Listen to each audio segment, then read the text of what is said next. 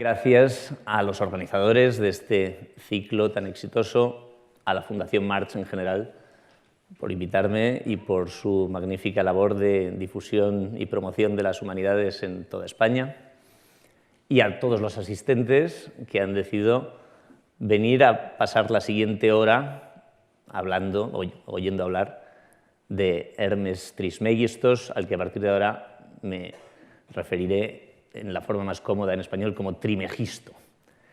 Y digo la siguiente hora porque me han pedido que sea estricto con el tiempo y pienso hacerlo, porque una hora de conferenciante, si se sobrepasa, empieza uno a ser el pesado del conferenciante y a partir de la hora y 10 ya es simplemente el pesado. Entonces trataré de mantenerme en la primera categoría. Así que para ello voy directamente al meollo de la cuestión. ¿Quién es Hermes Trimegisto? Es una figura que resulta del sincretismo, de la fusión de dos antiguos dioses.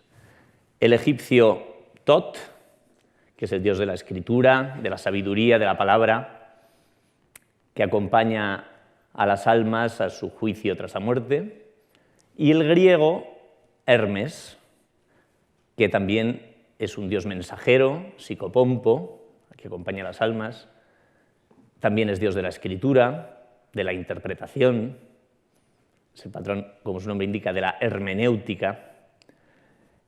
Y ya en el siglo V a.C., el historiador Heródoto nos cuenta que los griegos que había en Egipto identificaban sin problema su Hermes con el Tot de los egipcios. En época helenística, a partir del siglo III, antes de Cristo, encontramos ya documentado el epíteto Trismegistos, el 3 veces más grande, ¿no? Este estilo hiperbólico, exagerado propio de los himnos antiguos, el 3 veces grandísimo, lo encontramos documentado para definir específicamente al dios greco-egipcio que resulta de la fusión de ambos. Y después, cuando se racionalice en parte este dios de la sabiduría, que revela un mensaje de salvación y de saber cósmico, pues ese Trismegistos se convertirá en un antiguo profeta de remota antigüedad que en época anterior a los faraones habría recibido esa revelación divina. Y esas tres dimensiones del personaje, el dios egipcio con la cabeza de Ibis, el dios griego o el romano Mercurio, ese joven con el casco alado y con las sandalias aladas, o el profeta de rasgos vagamente orientales, son las tres representaciones del Hermes, que da nombre a esta tradición, y las tres dimensiones de religión egipcia, de filosofía griega y de tradición sapiencial antigua son lo que conforman esta tradición hermética, y el equilibrio entre las tres, o que en un momento dado se decante por una de ellas, es lo que va definiendo las diversas etapas o aproximaciones al hermetismo. Esta tradición empieza en época helenística, cuando tras las conquistas de Alejandro florecen en el mundo griego por primera vez estas sabidurías reveladas que invocan la autoridad de textos sagrados, por primera vez en Grecia. Antes no había textos sagrados en la religión griega, por supuesto. Los oráculos caldeos, los magos persas, el reflorecer del orfismo y del pitagorismo, y a partir del siglo II después de Cristo, en concurrencia con el cristianismo y las escuelas gnósticas, todas estas escuelas eclosionan y, específicamente en Egipto y en el norte de África, lo que más éxito tiene es el hermetismo, que toma la forma de unos textos, la mayoría de ellos en forma dialogal, de instrucción a un discípulo. Hermes a Asclepio es lo más habitual, pero hay otros maestros y otros discípulos que revelan una serie de doctrinas sobre lo divino y lo humano, nunca mejor dicho, sobre Dios, el cosmos, el hombre, la posición del hombre en medio del cosmos y demás, ahora lo veremos. Y estos textos son interesantes no solo por las doctrinas que tienen, que sirven para iluminar el ambiente intelectual, religioso y filosófico de la antigüedad tardía, es que es el momento en que también florecen otras de las corrientes ocultistas de las que se ha hablado en este ciclo, ¿no?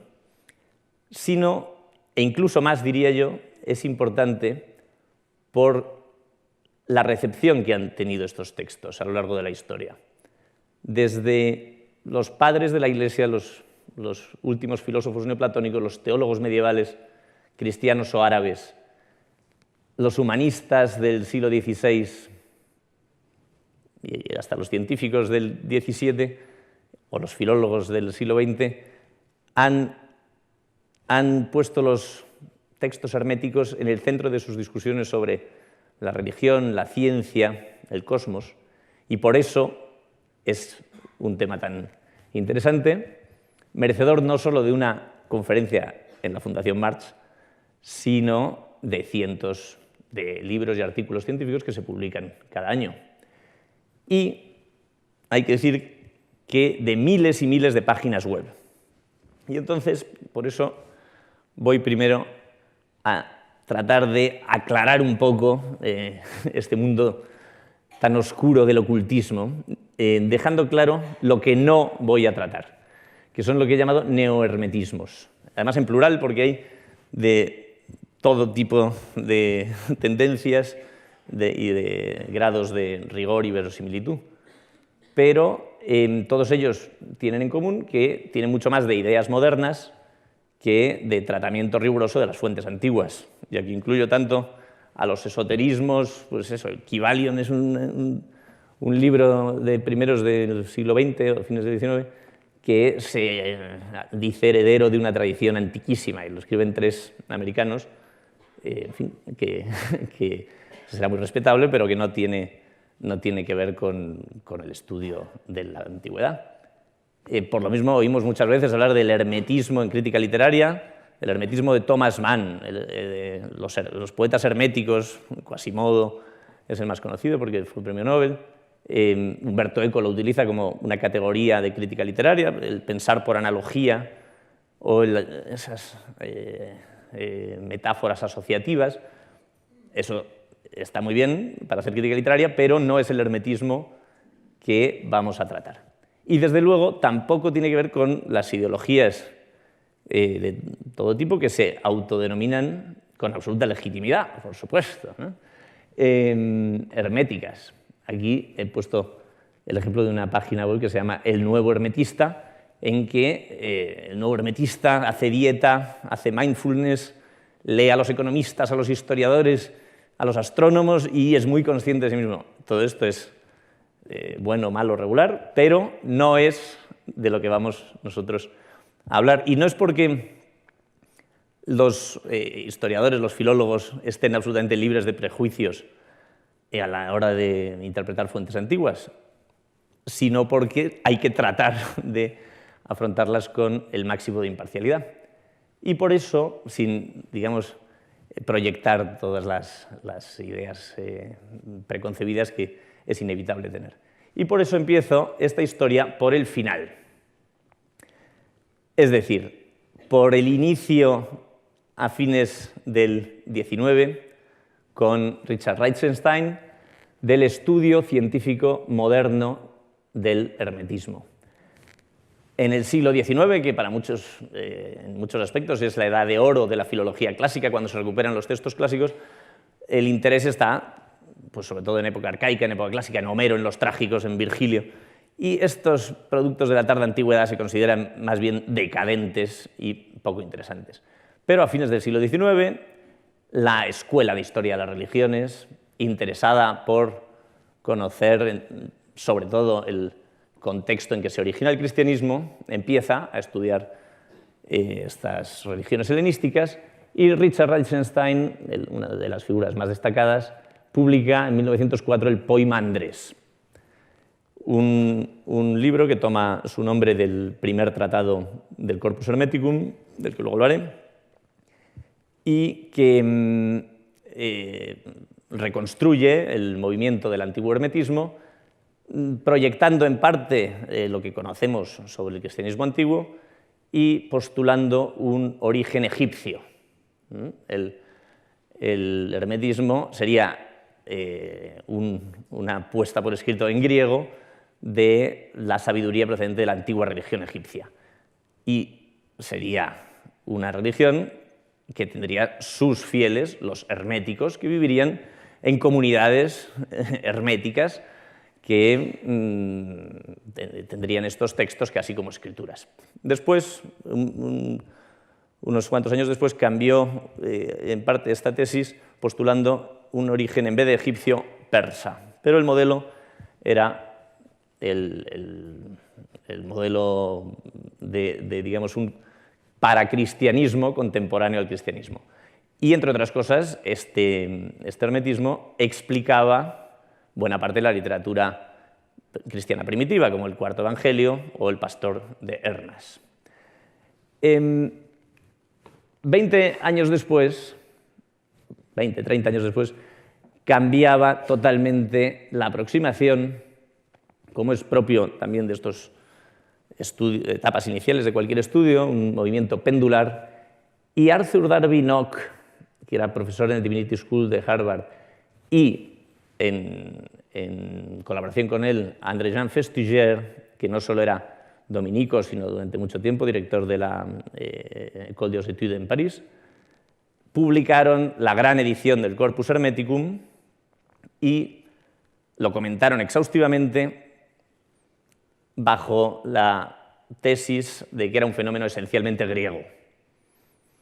Al fin y al cabo, los textos estaban escritos en griego, no teníamos testimonios externos que hablasen de comunidades herméticas, solo los propios textos decían nosotros cuando te invocamos, oh Hermes, por ejemplo, ¿no? Había pocos papiros en aquel momento, igual de ellos ni siquiera conocían ninguno, faltaban testimonios externos.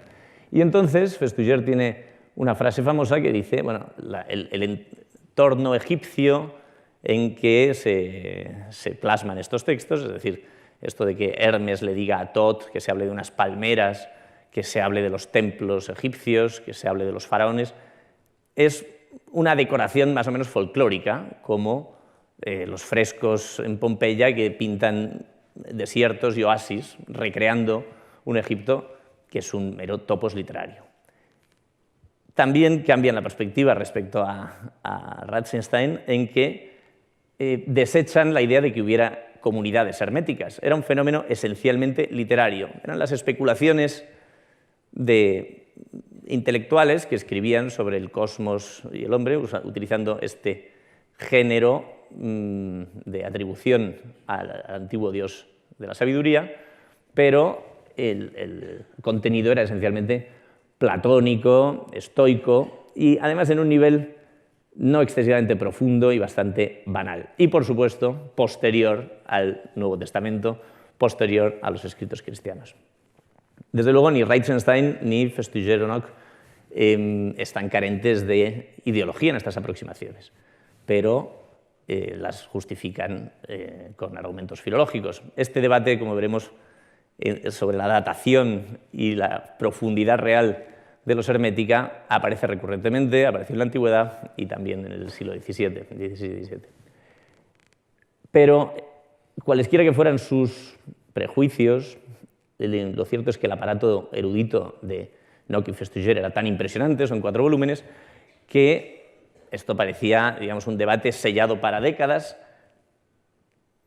salvo que el año 45, justo cuando se publicaba el último volumen, apareció uno de los descubrimientos más impresionantes del siglo XX, en lo que a textos antiguos se refiere, que es una jarra en Nag Hammadi, la encontró por casualidad una pareja de hermanos campesinos egipcios,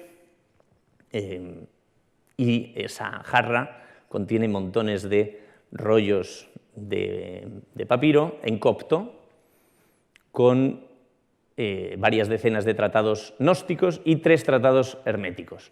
Probablemente esta jarra proviene de la depuración de la biblioteca de un convento, por utilizar este tipo de palabras siempre anacrónicas, ¿no? Un monasterio, en fin, en el desierto egipcio, en que tras digamos, las persecuciones de las herejías, pues los bibliotecarios deciden librarse de los textos sospechosos, y por eso es una jarra en que todos los textos están teñidos de gnosticismo. Pero al aparecer también 3 tratados herméticos, pues este descubrimiento ponía en cuestión el postulado, el dogma de que nunca hubo comunidades de fieles para los que los textos fueran importantes, y el contexto egipcio se demuestra una realidad. En esos textos, además, digamos, las referencias físicas y explícitas a Egipto coinciden con la realidad de la arqueología, con lo cual la falta de testimonios dejaba de ser un argumento. Y la siguiente figura, aún viva, que reina sobre los estudios herméticos durante los años 70 y 80, y en fin, sigue reinando en parte, aunque ya no en soledad, es el francés Pierre Mahé. Aquí lo vemos con su uniforme de la Académie des Inscriptions, y postula de nuevo un origen egipcio, pero de un modo mucho más elaborado que Reichenstein, porque él también es armeniólogo y descubrió una serie de textos herméticos en armenio, antes desconocidos, en que, en vez de ser diálogos con especulación y, en fin, largos, veremos luego algún texto, largos y farragosos en parte, son una serie de sentencias breves.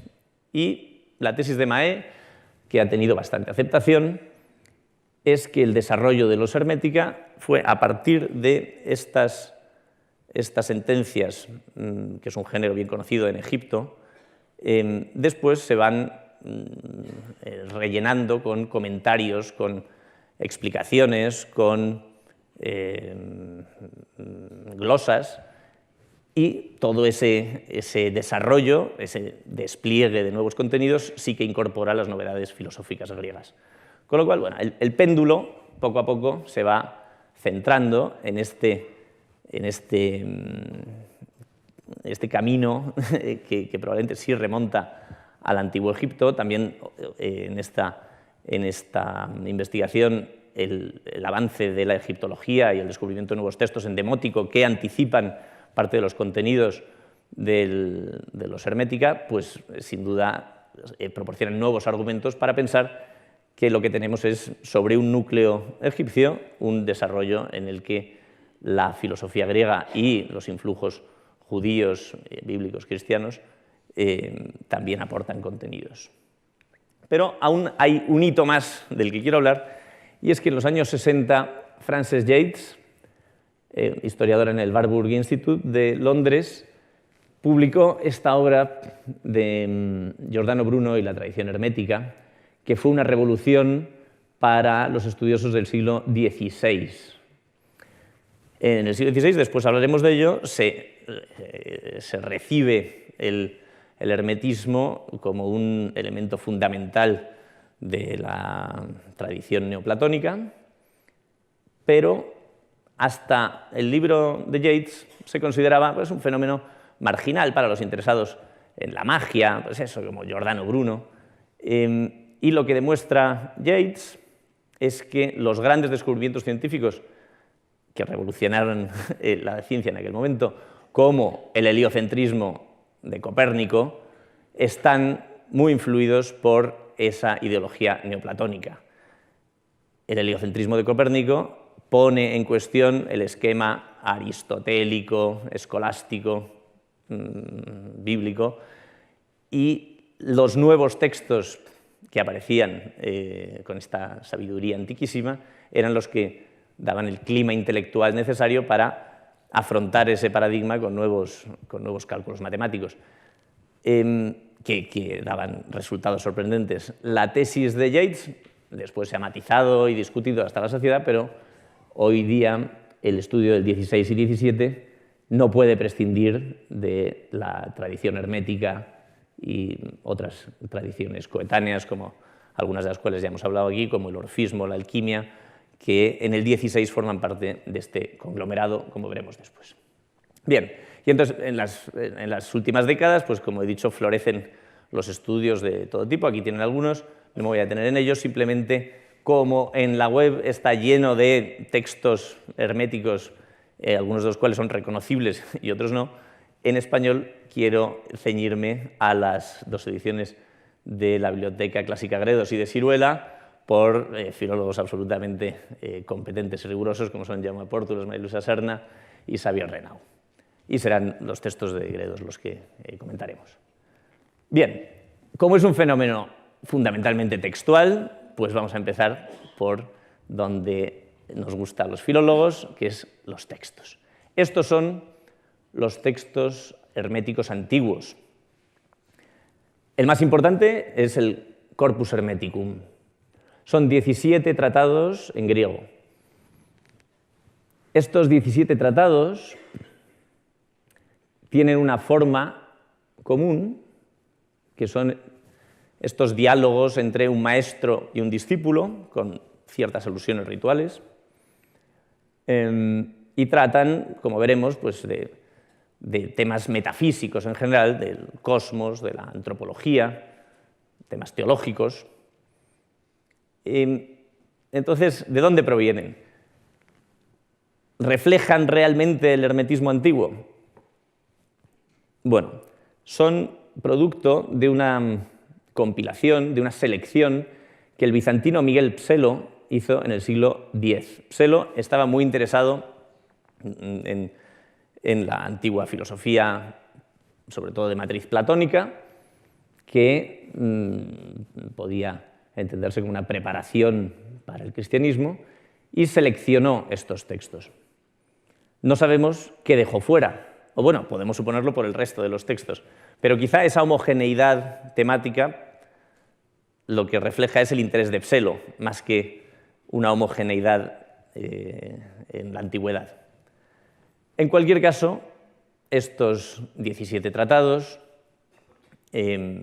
fueron absolutamente olvidados durante la Edad Media y reaparecieron con gran pompa en el Renacimiento, como veremos después.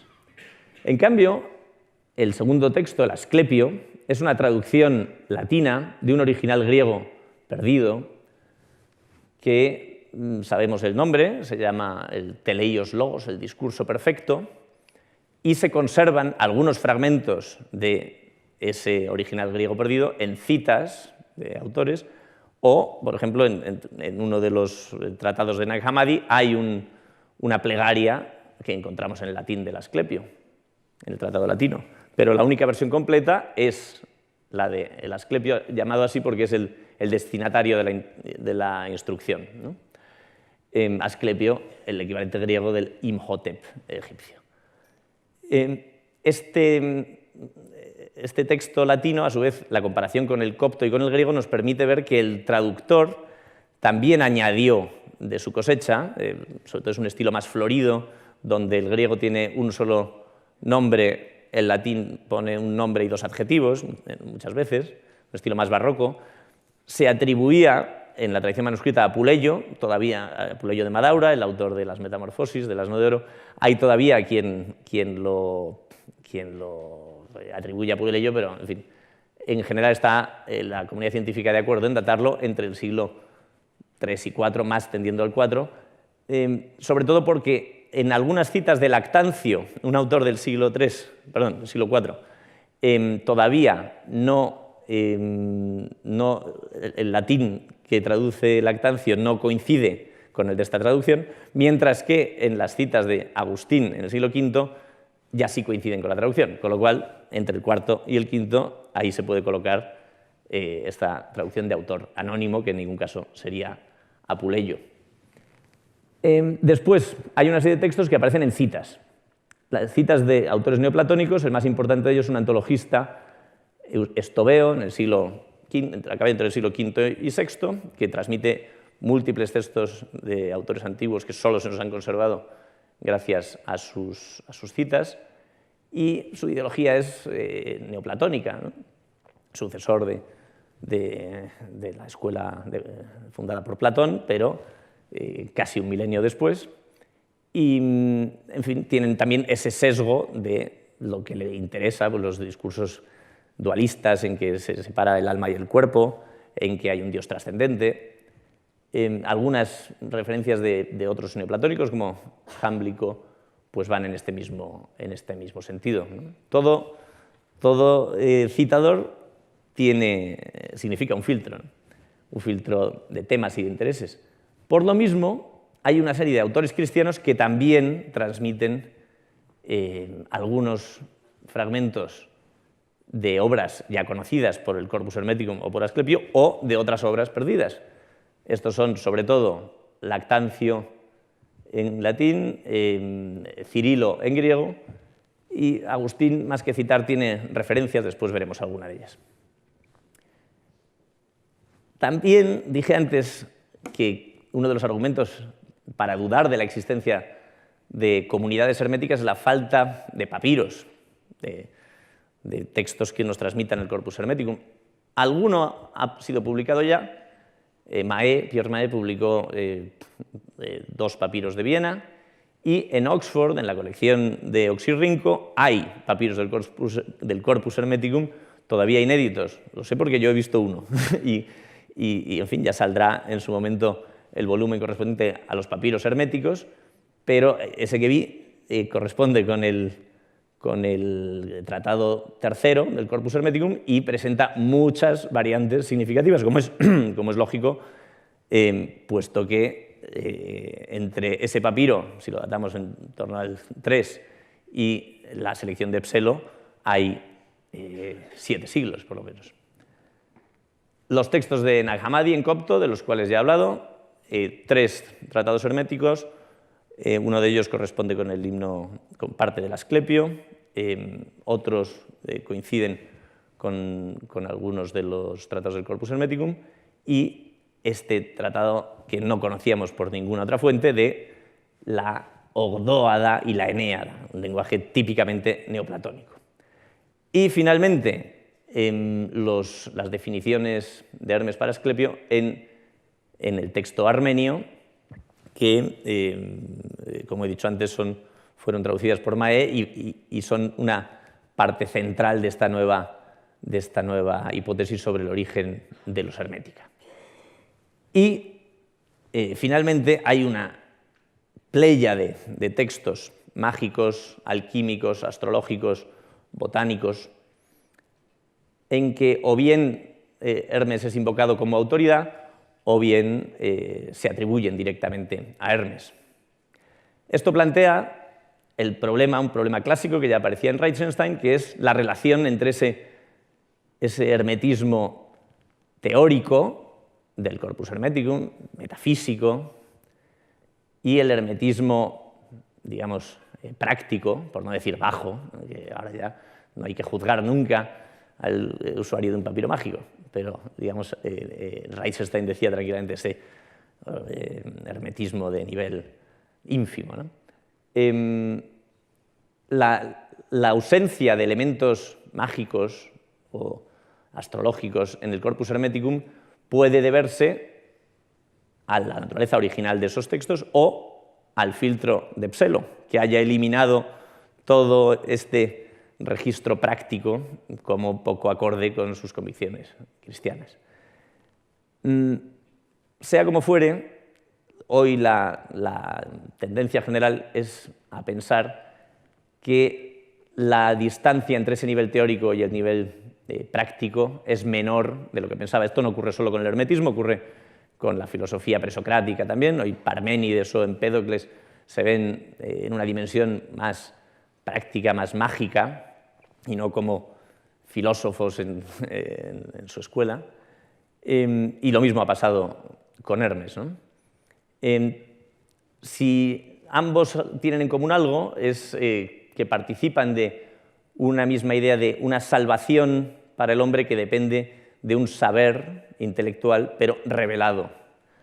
Y por eso, bueno, pues, la salvación concreta de una enfermedad o de un problema amoroso puede depender de una solución mágica o alquímica, si es de salud, o puede adoptar una perspectiva astrológica para conocer el destino, y en una perspectiva metafísica pues es una salvación universal con un discurso general, pero ambos tienen en común, ambos niveles tienen en común esta idea de una revelación de un saber, ¿no?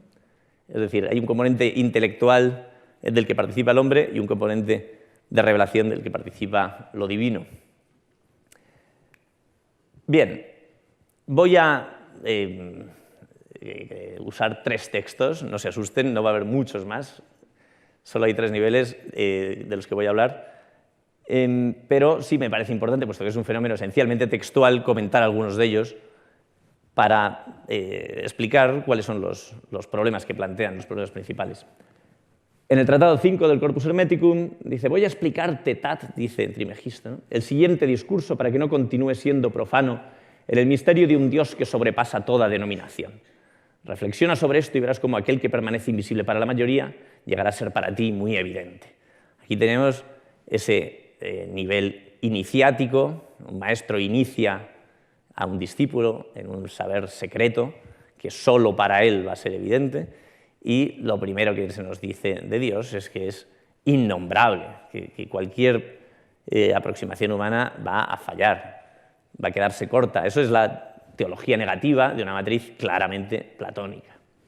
El uno es inengendrado, imperceptible, invisible, puesto que engendra la imagen de todas las cosas, se manifiesta en y a través de ellas y sobre todo a quienes él quiere mostrarse.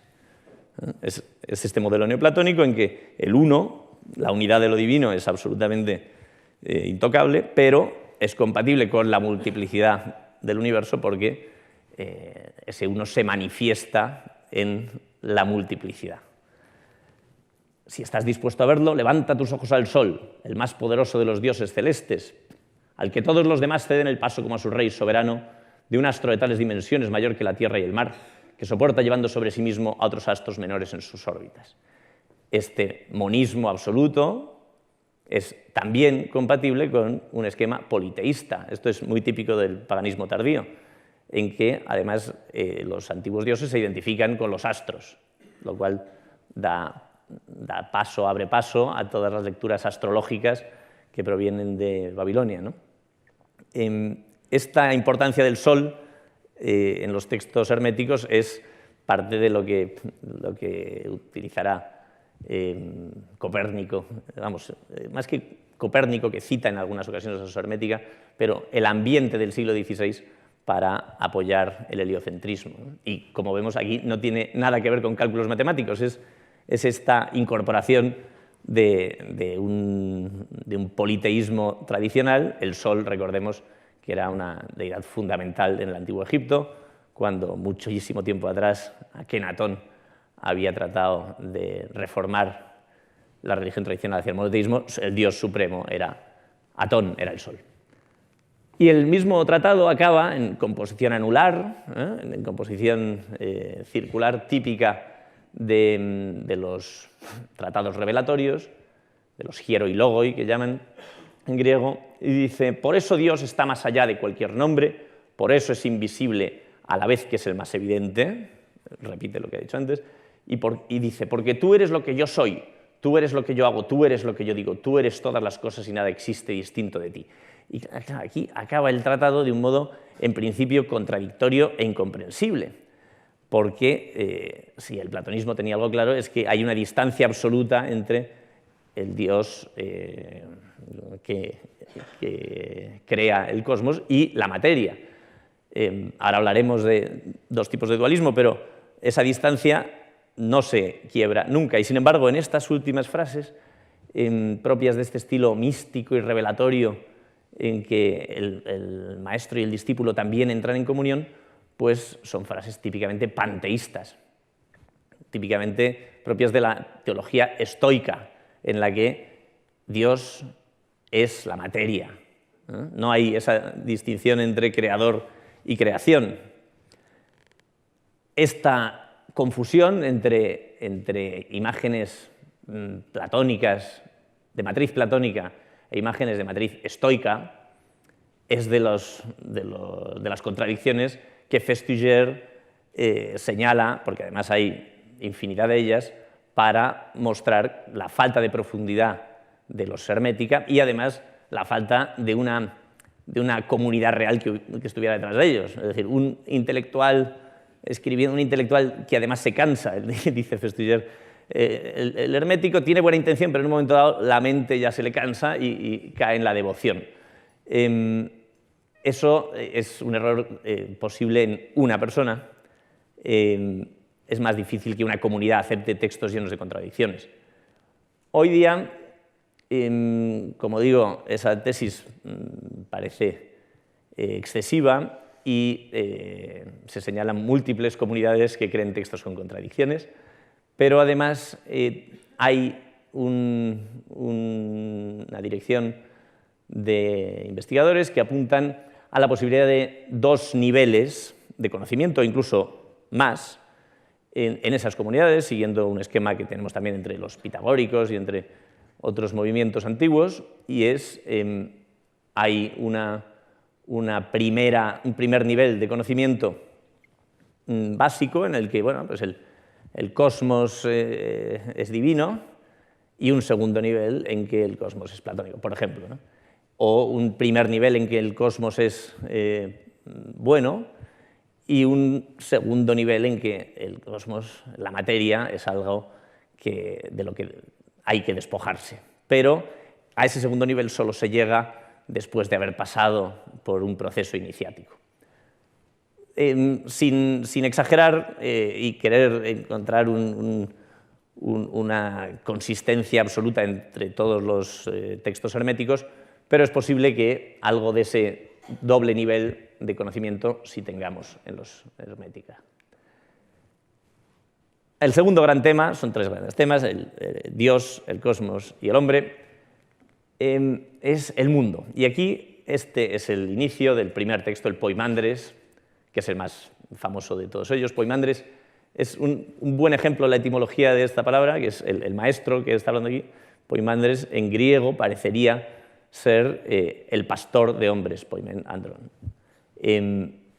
Por eso coincide además con una obra famosa de literatura cristiana antigua y es algo, digamos, que un griego acepta naturalmente como nombre de un maestro.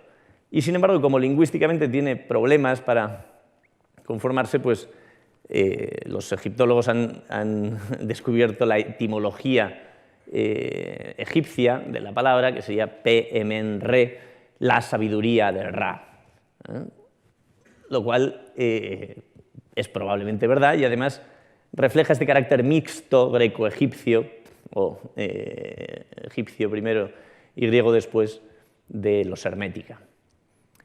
Bien, en este primer tratado es tan famoso porque, como van a ver, se parece enormemente a textos muy conocidos por todos, como el Timeo de Platón o la cosmogonía del Génesis. El pensamiento Dios, que era hermafrodita, vio vida y luz a la vez, engendró con la palabra otro pensamiento creador, que es el Dios del fuego y el aliento vital. Bien, aquí aparte de algo que en las lecturas posteriores que trataban de armonizar hermetismo y cristianismo les encantó inmediatamente esto de Dios y el Logos, la palabra es el Logos, porque recordaba al Evangelio de San Juan, pero hay un detalle que me parece muy revelador de cómo confluyen en el hermetismo imágenes aparentemente contradictorias. Lo del Dios hermafrodita, el Dios varón y hembra a la vez, es una imagen típica, órfica, para reforzar el monismo, la unicidad del Dios primigenio. No es una pareja de dioses, macho y hembra, sino un Dios primero.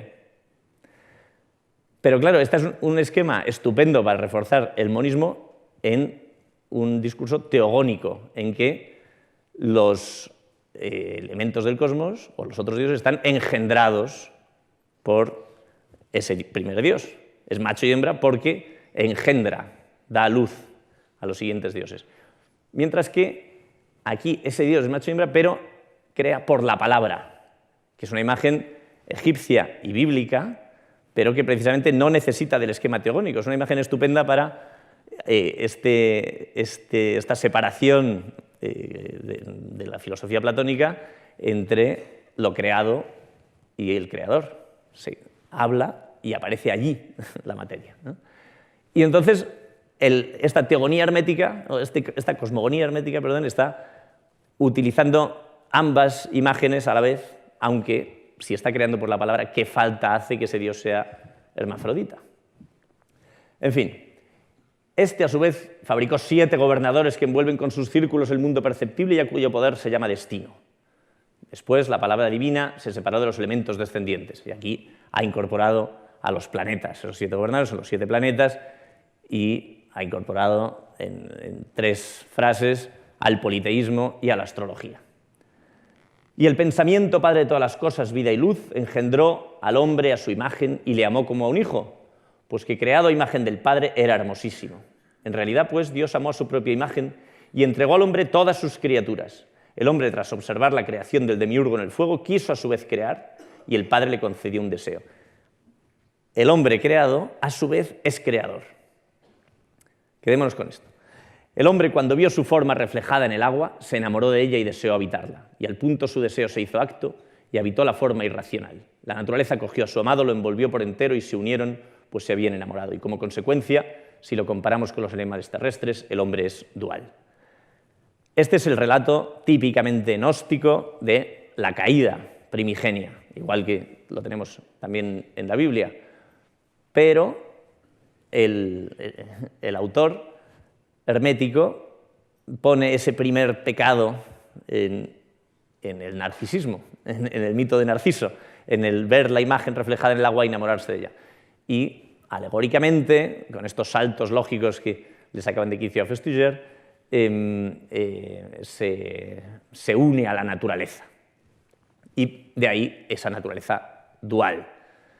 Hay otra de las contradicciones que se observan en los hermética, es que hay un tipo de textos que llamamos de cosmología positiva, en que el cosmos es inferior, obviamente, ontológicamente, a lo espiritual, a lo divino, pero aún así es emanación lejana, pero obra divina y por consiguiente es bueno, y un tipo de cosmología minoritaria, pero que aparece en algunos textos herméticos, que es la cosmología negativa, en la que la materia es una cárcel de la que hay que liberarse, y que es una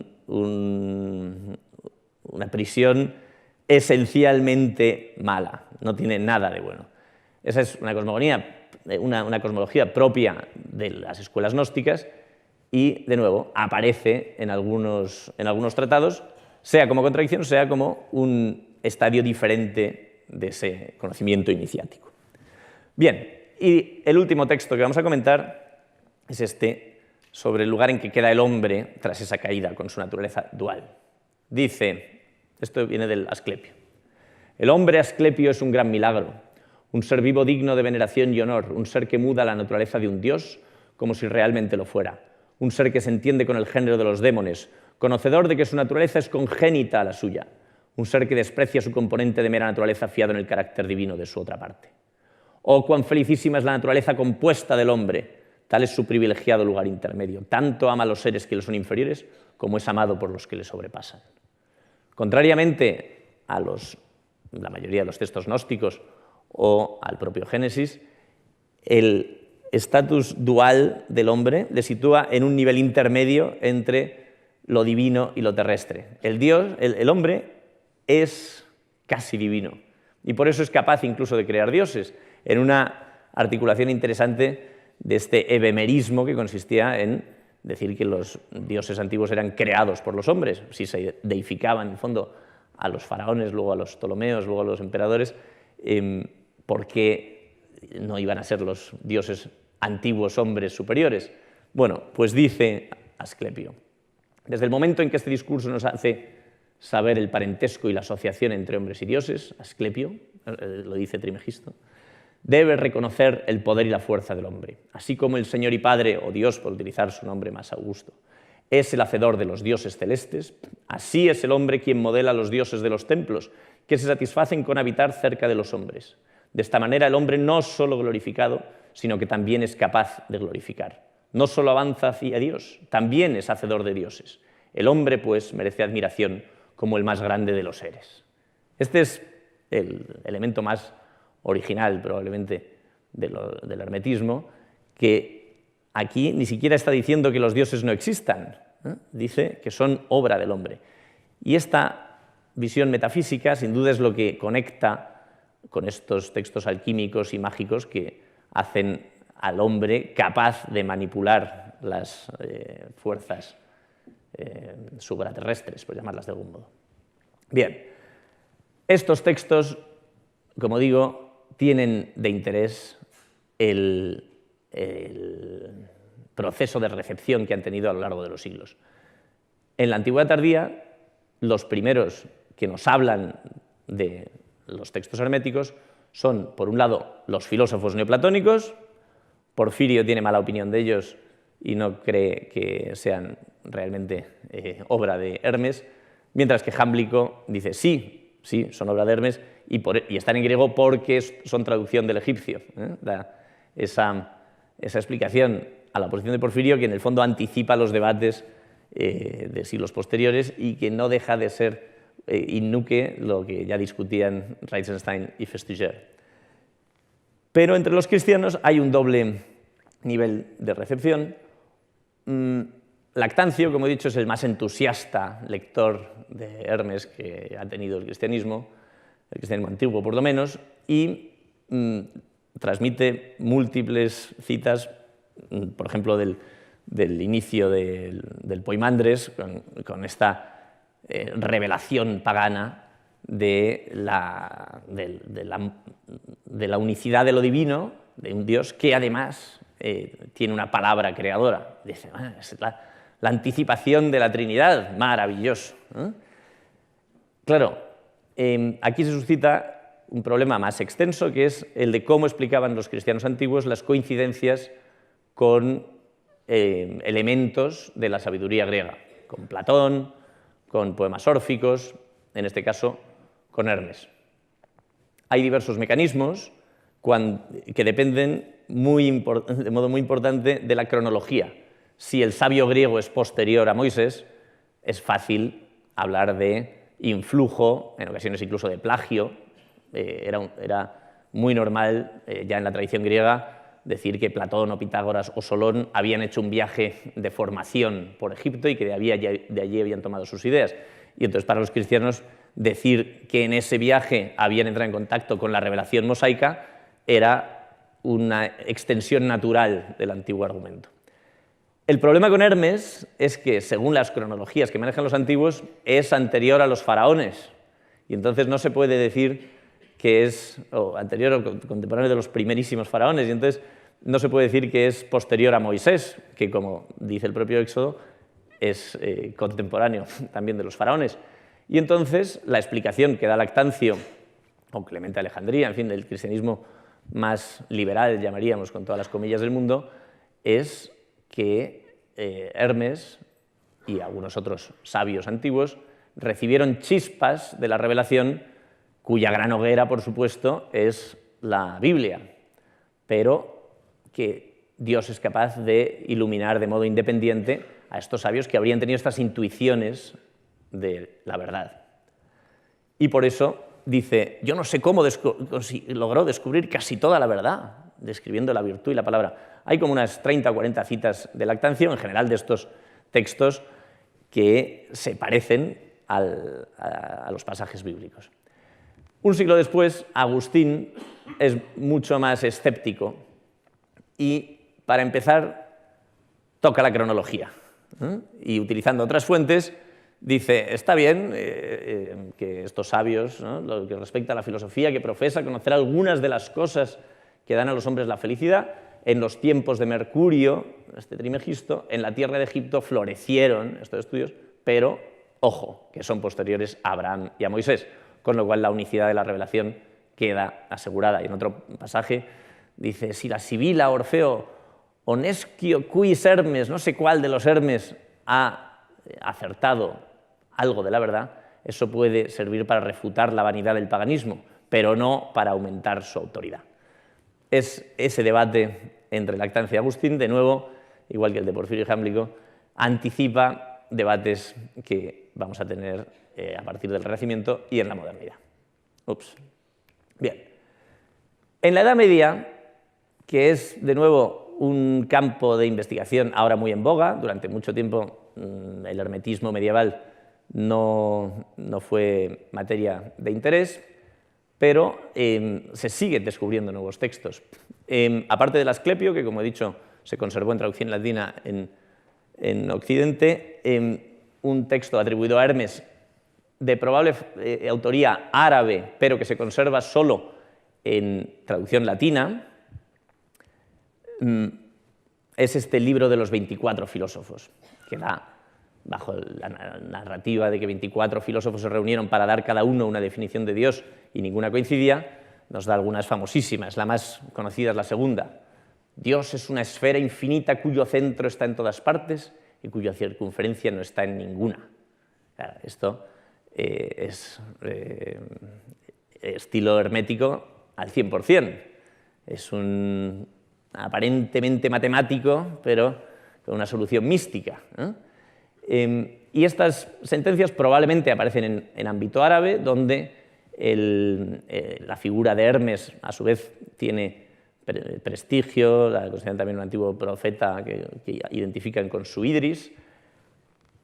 Seguramente parte de la literatura hermética en árabe, que hoy, gracias a Van Bladel y otros, se sigue descubriendo y editando, tiene un origen incluso anterior, siríaco, en torno a Harran, al sur de Turquía. Es posible que durante 4 o 5 siglos hubiera una ciudad realmente hermética, que tenía un culto astral en el que se redactaron textos en siríaco que después pasaron a los árabes, y por las traducciones medievales, muchas de ellas que pasan por España, se conservan algunos solo en traducción latina y otros en ambas versiones. La Tabula Esmaragdina también es un texto muy famoso, es la tabla esmeralda. Supuestamente el original habría sido en fenicio, de ahí al árabe, de ahí al latín, y es un texto básico para los alquimistas. De esto ya se habló en su momento, con lo cual no quiero insistir, pero como vamos a ver después algún grabado, leo este par de frases, ¿no? Lo que está abajo es según lo que está arriba, y lo que está arriba es según lo que está abajo, para realizar los milagros de una sola cosa. Su padre es el sol, su madre es la luna, lo lleva el viento en su vientre, la tierra es su nodriza. Hay que ser iniciado para entender estas cosas, ¿no? Pero era la idea. Otro texto que sí quiero mencionar porque se conserva en traducción latina, que probablemente procede de una traducción al castellano del árabe que encargó Alfonso X y que se ha perdido. Pero la idea es que el castellano ahí fue intermediario entre el árabe y el latín, y es un texto también astrológico, pero que sitúa a Hermes como fundador de una antigua gran ciudad en Egipto, con 4 puertas, con el león, el toro, el águila y el perro, y guardada por los vientos, en fin, todo con esas imágenes tan familiares. Y como digo, se siguen descubriendo textos árabes. Van Bladel ha editado hace poco el Testamento de Amón, que es el mismo estilo, probablemente no traducción del griego, sino composición en árabe directamente.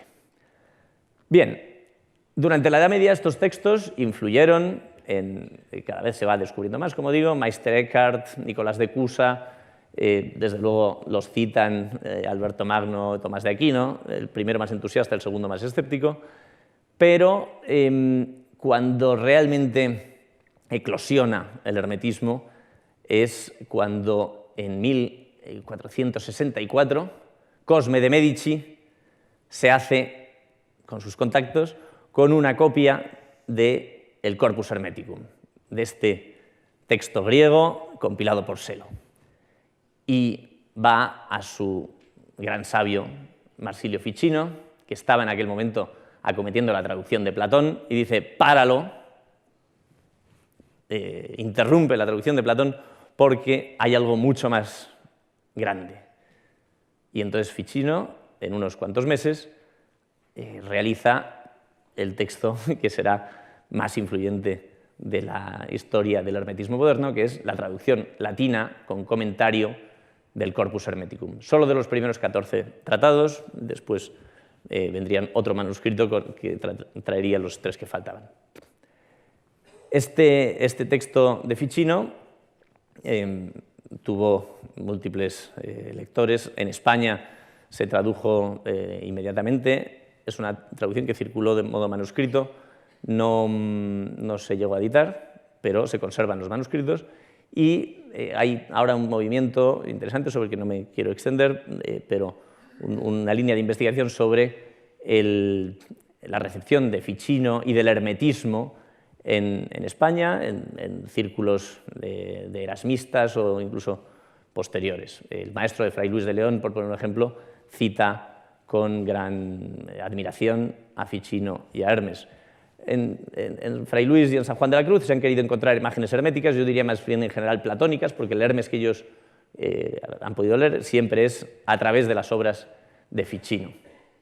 Un continuador famosísimo de Ficino es Giovanni Pico de la Mirandola, Juan Pico, que en su discurso sobre la libertad humana decidió comenzarlo citando a Hermes. Es un texto fundacional del Renacimiento y empezó diciendo: Asclepio, el hombre es un gran milagro, ¿no? Y ese texto también tuvo muchísima difusión en España.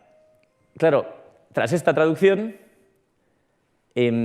Ficino, en su prólogo, decía: esto es la antigua sabiduría que es absolutamente compatible con el cristianismo.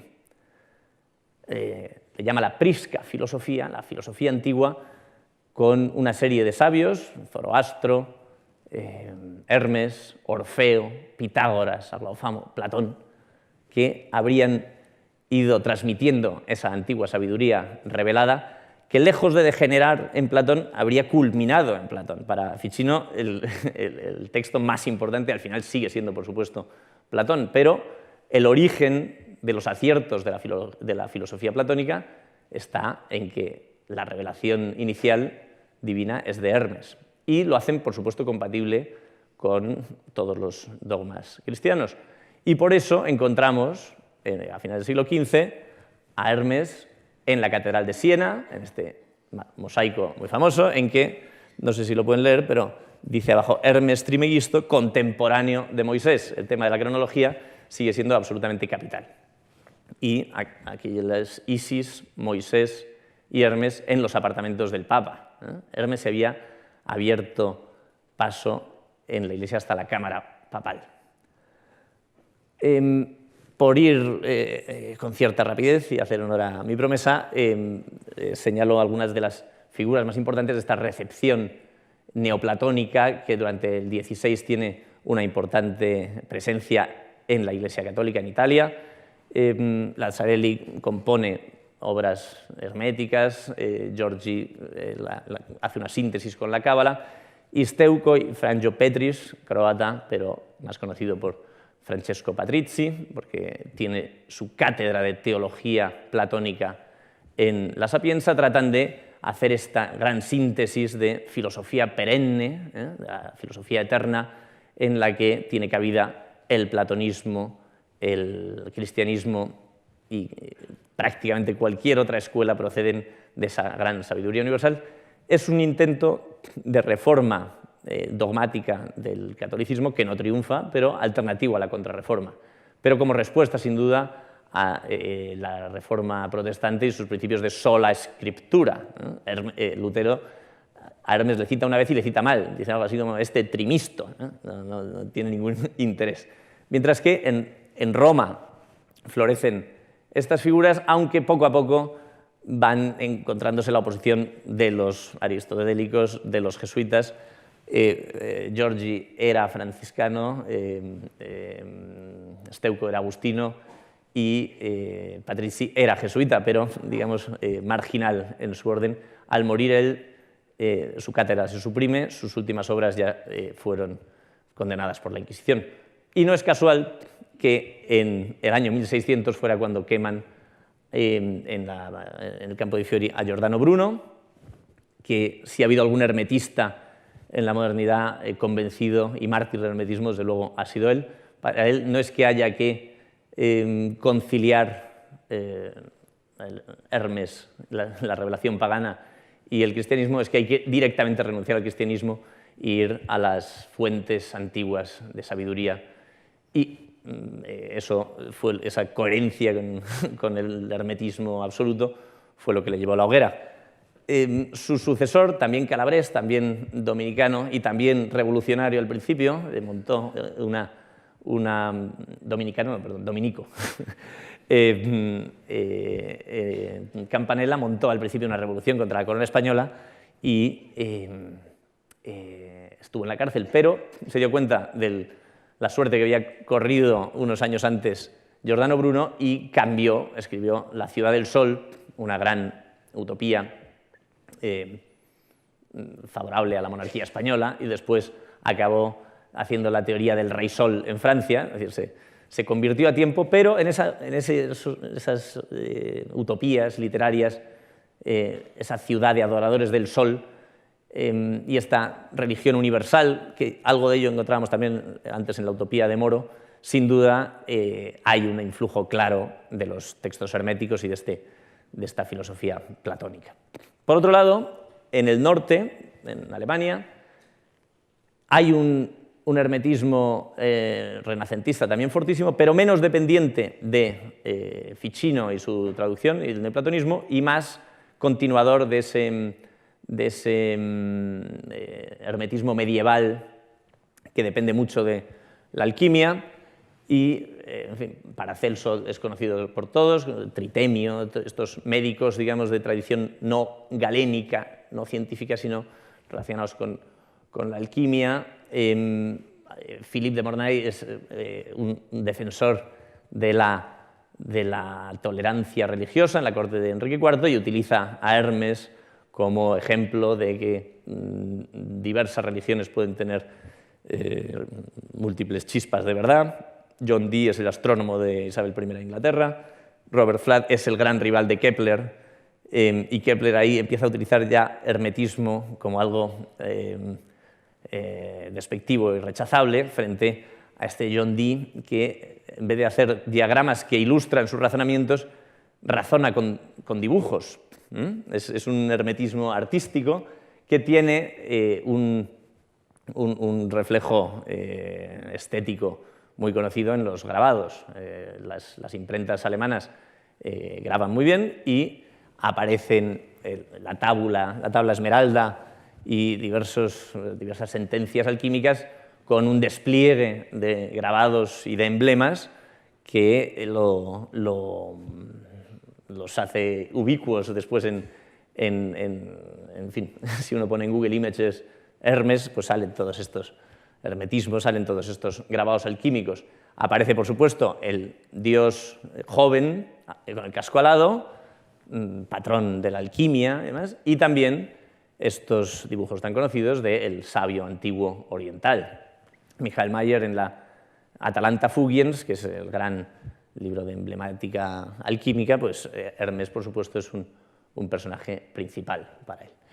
Pero todo este florecimiento, tanto en Italia como en Alemania, llega a su fin o digamos, se acerca a su final con Isaac Casaubon, esta figura imponente, yerno de otro gran filólogo, Henri Estienne, que en una refutación de un cardenal italiano que participaba de esta idea de la filosofía perenne en que todo concuerda, dedica unas pequeñas páginas a la datación real del corpus hermético.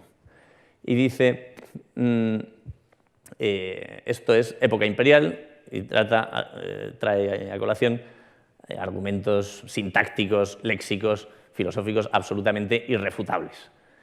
Y desde entonces esa datación ha sido inamovible. Se podrá matizar los orígenes, se podrá decir, bueno, quizá hay partes un poco posteriores, otras anteriores, pero la datación de Casaubon acabó con esa idea de la prisca filosofía en la que los textos de Hermes serían el inicio de toda esa tradición platónica. Al contrario, son incluso posteriores desde luego a Platón, pero también al Nuevo Testamento, con lo cual, y esta es la agenda ideológica, por supuesto, de Casaubon, la influencia de haberla es de la Biblia en los textos herméticos y no al revés. Aún hubo intentos resistentes del hermetismo tradicional en las siguientes décadas. Es un jesuita bien conocido, Athanasio Kircher, que pretendía haber descifrado los jeroglíficos egipcios y hace una obra absolutamente extraordinaria, llena de erudición de conocimientos y de falsedades, basada en un desciframiento de los jeroglíficos que nunca tuvo lugar, para el que utiliza mucho los textos herméticos. La egiptomanía floreció durante el XVIII, pero al final, cuando Champollion descifró con la piedra roseta los jeroglíficos, pues todo esto cayó en el más absoluto desprestigio. Pero ven que, digamos, en ámbito católico, este estaba en Viena y publica en Roma, pero esa idea de la emblemática mística, ¿no?, en que todo concuerda, pues no solo es ya cuestión del norte protestante, sino que Kircher la ha aplicado a su intento. En el neoplatonismo de Cambridge, que es un movimiento, digamos, que florece en el siglo XVII tras Casaubon, Cudworth, su figura más destacada, discute con Casaubon con argumentos muy parecidos a los que tendremos entre Festuger y Reitzenstein. Dice, de acuerdo, aceptamos la datación de Casaubon, pero la raíz es egipcia, la sabiduría puede ser anterior. Y entonces hace una versión inglesa, por eso es el neoplatonismo de Cambridge, de la filosofía perennis de Ficino. Y este movimiento que se oponía a Hobbes y del que Locke al que Locke era cercano, digamos que trata de nuevo, promover la tolerancia y la libertad religiosa valiéndose de estas antiguas tradiciones. Finalmente, el último gran chispazo de este hermetismo tradicional aparece con Isaac Newton, cuyos descubrimientos son física y matemática absolutamente científica, pero que junto a sus obras impresas dejó miles y miles de manuscritos en los que sus intereses son sobre todo religiosos, alquímicos y, desde luego, tiene un comentario a la tábula Esmeralda. Estos manuscritos hoy son objeto de estudio muy intenso. Fueron comprados por John Maynard Keynes, el economista, y donados al College de Cambridge, en el que estuvo Newton. Y, sin duda, muestran que ahí la separación entre alquimia hermética y química científica no era a sus ojos tan nítida como lo fue después, a partir del racionalismo y demás. Este comentario a la tabla se escribe entre 1780 y 1790, y recordemos que la ley de gravitación universal se formula en 1786, si no mal no recuerdo. Entonces, es justo en ese momento, no es el joven Newton, no, es el mismo. Pero qué duda cabe de que lo que se publicó fueron sus obras físicas. Esto quedó en especulación manuscrita. Es decir, el hermetismo, después de Casaubon, declina hacia lo marginal, lo oculto. El último ejemplo es que sí, hay una interpretación hermética de la flauta mágica de Mozart, partícipe de la masonería, de diversos movimientos esotéricos y secretos. La flauta mágica se sitúa en Egipto, sí, pero Hermes no aparece explícitamente. Ese hermetismo existano es solo ya para los iniciados, para los que participen de su logia, para los que estén en el secreto, ¿no? A partir de Casaubon y con, digamos, esos destellos, esos chispazos de resistencia, pero la tradición hermética se ocultó, ¿no?, durante 2 o 3 siglos en corrientes marginales, lejanas a la gran tradición occidental, contrariamente a lo que habían sido en los siglos anteriores. Y solo Reitzenstein, Festuger, los filólogos, los historiadores, la sacan de ese ocultismo, de esa marginalidad, para situarla de nuevo en el centro de las discusiones, porque es, y con esto quería acabar, es a la ciencia, a la filología, a la historia, a la academia, a quien corresponde hoy seguir profundizando en esta frase con la que Pico de la Mirandola empezaba su manifiesto renacentista. El hombre es un gran milagro. Muchas gracias.